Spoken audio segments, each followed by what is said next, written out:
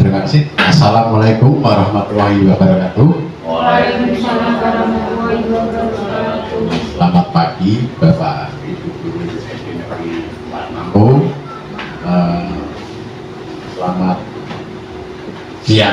Selamat pagi juga Bapak pengawas sekolah di SD Negeri 4 Lampung. Terima kasih. Selamat pagi juga Bapak Komite yang saya hormati. Nah, saya di sini sebagai calon guru penggerak angkatan 10 Kabupaten Grobogan akan mensosialisasikan penerapan budaya positif di sekolah, yang khususnya di sekolah SD Negeri 4 Lampung.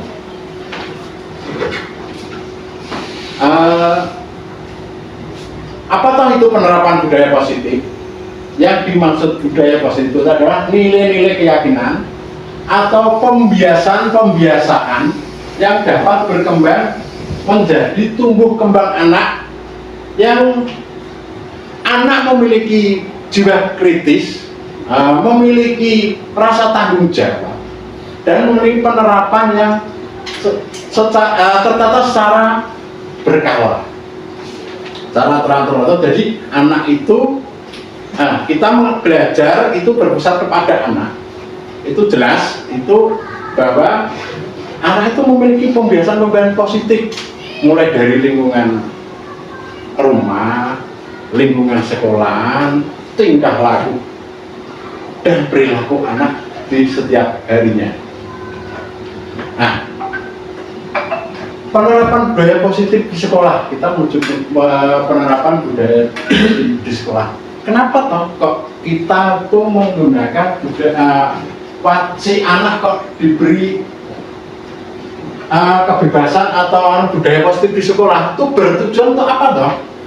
Yang bertujuan untuk menerapkan budaya itu, diharapkan visi sekolah itu tercapai, membentuk karakter, membentuk profil Pancasila yang sebagai ideologi atau sebagai tolak ukur di negara kita.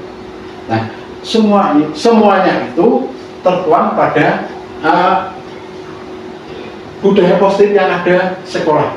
Makanya sekolah kita itu ke depan dan sekarang dan ke depan itu menerapkan budaya positif yang kalau kita jabarkan itu sangat meluas. Yang kedua, itu juga memiliki ketujuan. Tujuannya apa toh? Sekolah kita menerapkan budaya positif yang bertujuan memberikan sosialisasi kepada warga sekolah, ibu, bapak guru, bapak komite, bapak pengawas, termasuk bapak kepala sekolah, itu memberi sosialisasi kepada warga sekolah, dari siswa, orang tua, warga sekitar, wali murid. Nah, itu bapak, ibu, guru, dan semua stakeholder yang ada di pemangku kepentingan yang ada di sekolah ini, kita mensosialisasikan budaya positif yang sangat penting untuk tumbuh kembang anak. Jadi ke depan kita tuh memiliki tolak ukur yang diterapkan. Berarti kita memiliki by step kita anak usia segini, bapak ibu guru, mungkin bapak kepala sekolah atau bapak komite bisa menjelaskan kepada warga sekitar bagaimana toh caranya. Nanti bapak ibu guru memiliki trik masing-masing yang semua itu untuk mendukung tumbuh kembangnya anak, yang bertujuan untuk apa? Meningkatkan profil Pancasila agar anak tidak terjebak di dalam dunia yang belum saatnya mereka terima.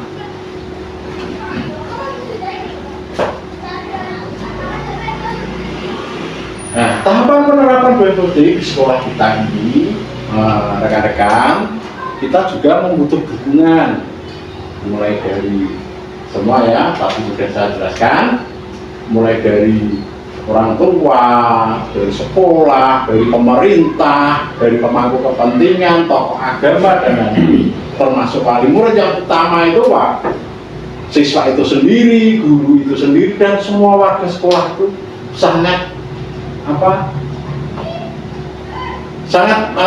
kita bertujuan untuk itu, untuk bagaimana cara menerapkan budaya positif di sekolah. Lanjut. Nah, pentingnya menumbuhkan budaya positif di sekolah SD Negeri 4 Nambo ini itu sangat penting. Kita sangat menggunakan pembelajaran yang kita lakukan itu harus berkembang dan meluas.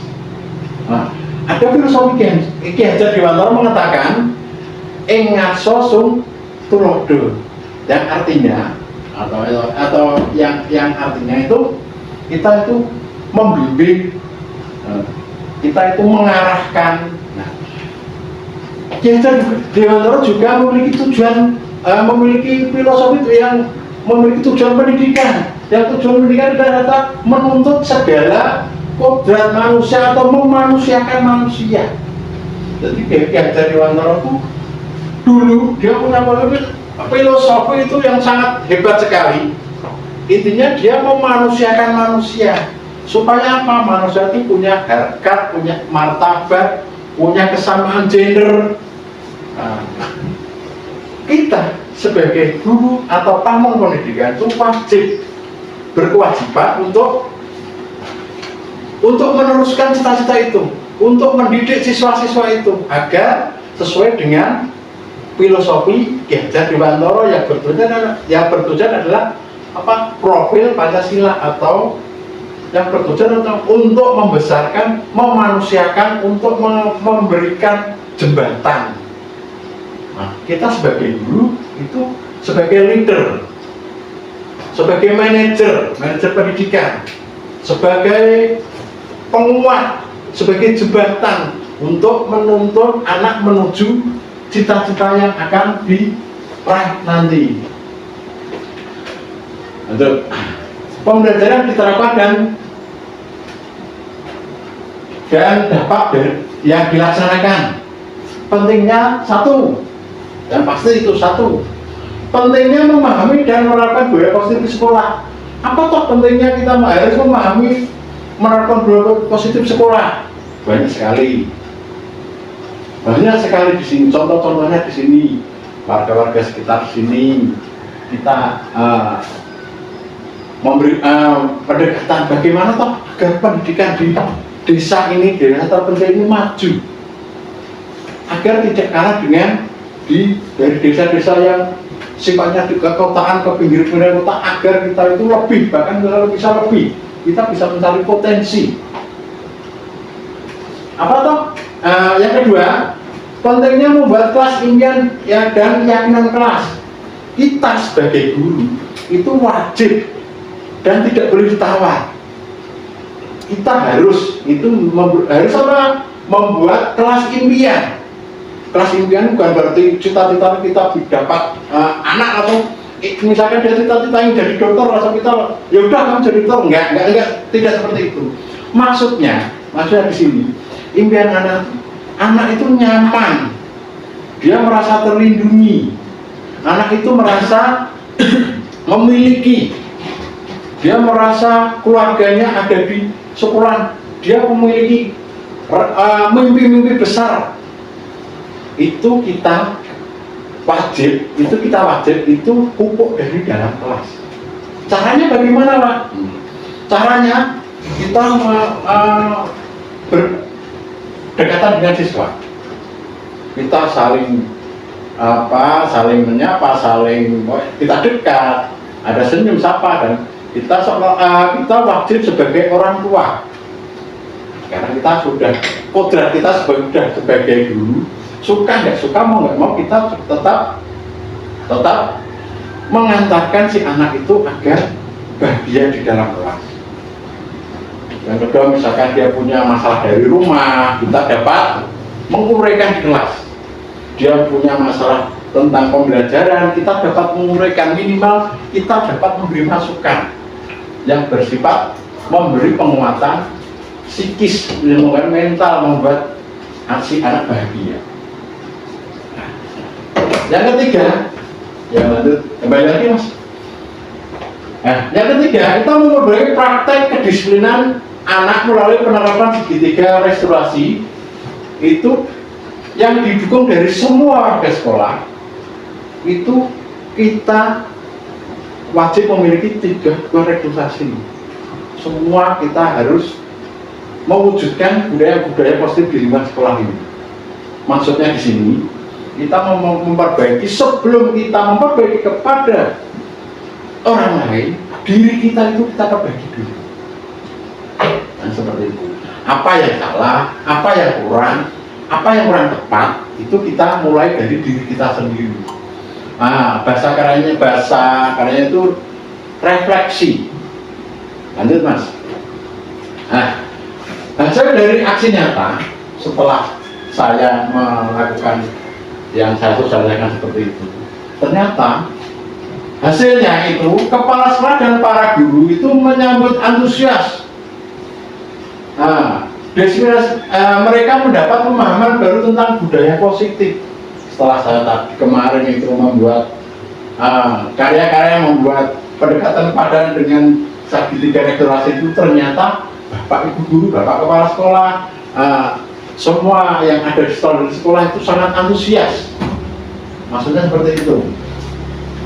Respon semua murid, ternyata murid juga memiliki respon yang hebat. Ternyata siswa itu juga memiliki minat yang sangat tinggi. Lanjut Mas. Nah, peran saya dalam penelitian berapa tinggi SD Negeri 4 Namu. Saya di sini sebagai pemimpin pembelajaran. Maksudnya tidak memimpin suatu instansi, tidak, tapi saya memimpin suatu pembelajaran yang kepada anak didik kita atau peserta didik kita. Jadi, mohon maaf Bapak Ibu guru, bukan saya menggurui sosok pinter di sini enggak. Tapi kita ini semua ini adalah pemimpin pembelajaran. Kita mulai merubah stigma lama yang dulu mungkin waktu kita masih sekolah itu guru dilayani. Kalau sekarang kita ubah, tapi kita sebagai pelayan pendidikan. Bahkan ada kata-kata kita menghamba kepada murid. Meskipun saya sendiri juga itu kata-kata yang kurang tepat. Maksud kita menghamba, kita menuhankan siswa kan tidak tepat. Intinya kita kalau saya pribadi itu tepatnya kita sebagai pelayan, sebagai jembatan tadi, sebagai manajer juga, sebagai pemimpin juga, sebagai leader juga, untuk membuat impian si anak, impian saya terlaksana dan cita-citanya tercapai. Itu maksudnya seperti itu. Lanjut Mas. Nah, rencana perbaikan yang saya laksanakan ke depan untuk memajukan atau memberikan yang lebih matang dalam melaksanakan disiplin positif di SD Negeri 4 Ambo, itu saya harus memiliki variasi baru, harus menemukan ide-ide kreatif. Saya mengajak rekan-rekan sejawat, rekan guru, Bapak Kepala Sekolah, Bapak Pengawas, dan Bapak Komite. Kami berbicara bagaimana trik siswa ini agar mengerai impiannya di masa yang akan datang. Nah, aktuabilitas atau dapat dipertanggungjawabkan. Kita sebagai pengajar itu harus dapat dipertanggungjawab dari masa sekarang dan masa yang akan datang. Mau nggak mau, suka nggak suka, siswa didik kita itu adalah generasi emas. Itu hal-hal yang sangat diingat seumur hidup. Itu masa-masa umur 0 sampai 11 tahun, 12 tahun. Itu hal sekecil apapun mungkin dari tutur kata kita tidak sengaja anak itu biasanya teringat sampai dia nanti dewasa. Makanya kalau kita itu harus melaksanakan segitiga restorasi itu secara tanggung jawab dan akuntabel. Tutur kata kita jaga. Fungsinya apa? Agar tidak menjadi trauma siswa-siswi kita. Karena apa? Memori mereka masih terfokus kepada guru. Kalau guru SMP, guru SMA mungkin itu dia bisa Kalau anak-anak SMP, SMA mungkin bisa dilupakan. Tapi kalau anak SD itu sampai dia usia tua pun masih tetap ingat. Gitu. Lanjut. Perubahan yang terjadi dengan cara berpikir saya dalam menciptakan budaya positif di kelas, di sekolah setelah mempelajari modul budaya positif. Yang pertama, sebagai motivasi terbaik untuk anak. Oh, ternyata saya berpikir. Saya kemarin berpikir, oh ternyata setelah saya menerapkan budaya positif di sekolah itu, ternyata anak-anak juga termotivasi untuk menggali potensinya dari mereka masing-masing tanpa kita harus memerintah dan lain-lain. Ternyata anak juga antusias. Anak-anak termotivasi agar kehidupan sekarang lebih baik daripada yang kemarin. Dan guru itu, tugas guru itu adalah menuntun anak mempunyai kesadaran atau kontrol atau perilaku internal yang dapat kita pertanggungjawabkan terhadap apa yang mereka lakukan.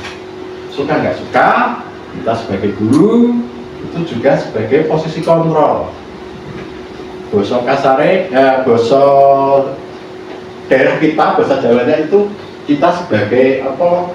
Sebagai rem, sebagai pemicu, sebagai intinya untuk menghindari hal-hal yang tidak diinginkan. Yang kedua, posisi kontrol terbaik. Posisi kontrol terbaik adalah seorang guru meskipun atau si anak itu memiliki kesalahan atau yang lain-lain, itu kita sebagai manajer pendidikan, kita sebagai pemimpin pendidikan itu berubah sesuatu yang bersama-sama dengan murid mempertanggungjawabkan hal yang dilakukan. Jadi kita itu membuat sesuatu, bagaimana toh?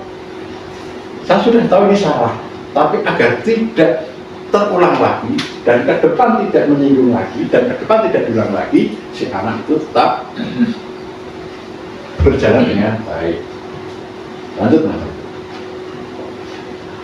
Nah, pengalaman yang pernah saya alami terkait dengan penerapan konsep inti dalam modul budaya positif dan di lingkup kelas maupun di sekolah, itu saya berkonsultasi dengan salah satu guru. Itu pengalaman saya mengusahakan sebagai manajer dalam menerapkan segitiga juga adalah pengalaman saya melakukan murid yaitu bermain dan tidak memperhatikan saat pembelajaran IPA. Jadi, dia malah asik tidur waktu saya mengajar. Misalkan si Alek itu malah dia tidur waktu saya menerangkan IPA, waktu itu saat ada pembelajaran IPA. Dan pengalaman saya itu menyusun konsep dan keyakinan bersama murid supaya saya belum melakukannya karena waktu itu saya belum melaksanakan dengan konsep kesepakatan kelas waktu itu. Kan tadi dulu itu ada apa namanya tata tertib. Kan sekarang kita ubah. Nah, kita ubah menjadi kesepakatan kelas. Nanti di kelas dan pernah saya lakukan itu tata tertib kan dulu memang ada tata tertib kelas. Tapi sekarang itu namanya kesepakatan kelas. Maksudnya antara guru dan siswa di situ membuat kesepakatan bersama-sama. Misalkan si Yaju terlambat 5 menit. Konsekuensinya apa? Kita kesepakati bersama-sama antara guru dan siswa. Itu namanya kesepakatan kelas. Ketika mengenai hal tersebut, saya merasa nyaman dan senang tentang termotivasi agar dapat melakukan segitiga seperti dan teori-teori itu mampu membantu anak bangkit dari kesalahannya. Maksudnya itu ternyata kesempatan kelas itu sangat efektif. Setelah si anak tadi waktu saya terangkan IPA, orang nggak teke, biasa sesuka hati. Ternyata setelah melakukan itu, setelah saya terapkan literasi segitiga tadi, si anak tahu dan bagaimana cara dia mempertanggungjawabkan apa yang dia lakukan. Lanjut.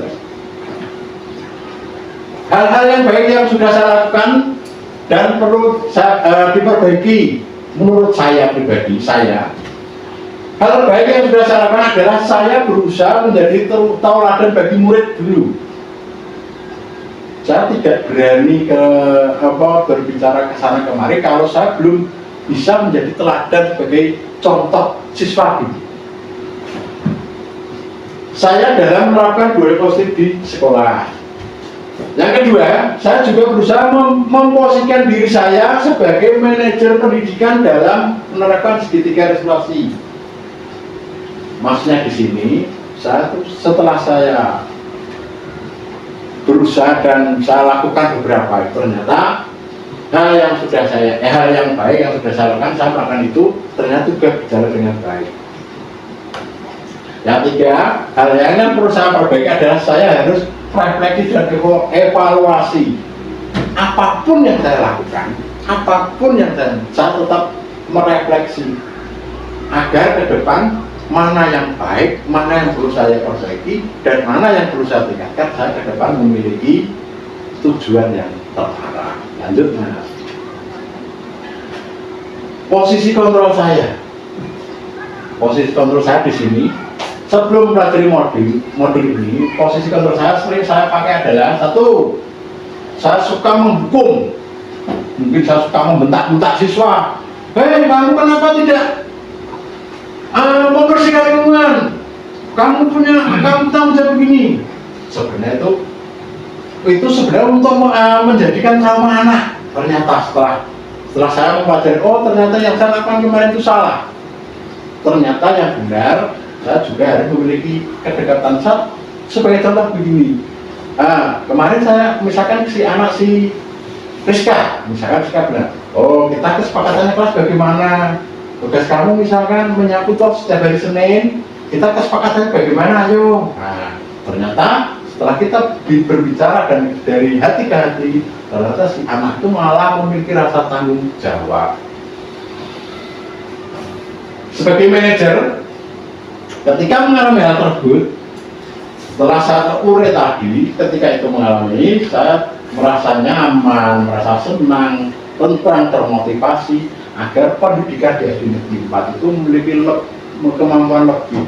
Ternyata siswa-siswi secara tidak saya sadari memiliki kemampuan yang hebat. Lanjut, Mas.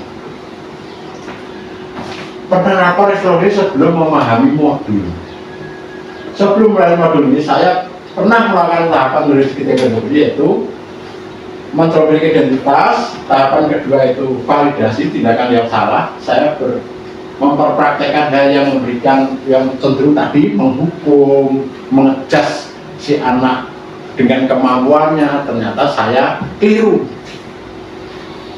Hal penting itu menurut saya, hal yang penting itu salah satu kerjasama. Ternyata kita tidak kerjasama itu tidak harus dengan atasan, tidak harus dengan rekan sejawat. Ternyata si siswa, semua warga sekolah itu juga harus kita memiliki kerjasama. Dalam apa toh? Dalam bidang mereka masing-masing. Pembelajaran agama yang diyakini murid juga semakin mempermudah menciptakannya budaya positif sekolah. Sebagai contoh, misalkan banyak di siswi sini rata-rata 100% Muslim. Oh, dia tahu akan hak dan kewajibannya. Oh, kewajibannya sebagai Muslim apa? Akhirnya si anak itu tahu. Kita cukup tadi membuat kesepakatan. Sebagai Muslim, kewajibannya apa toh? Secara otomatis dia anak memiliki kesadaran tersendiri.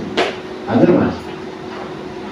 Dan terima kasih Bapak Ibu, itu yang saya sampaikan.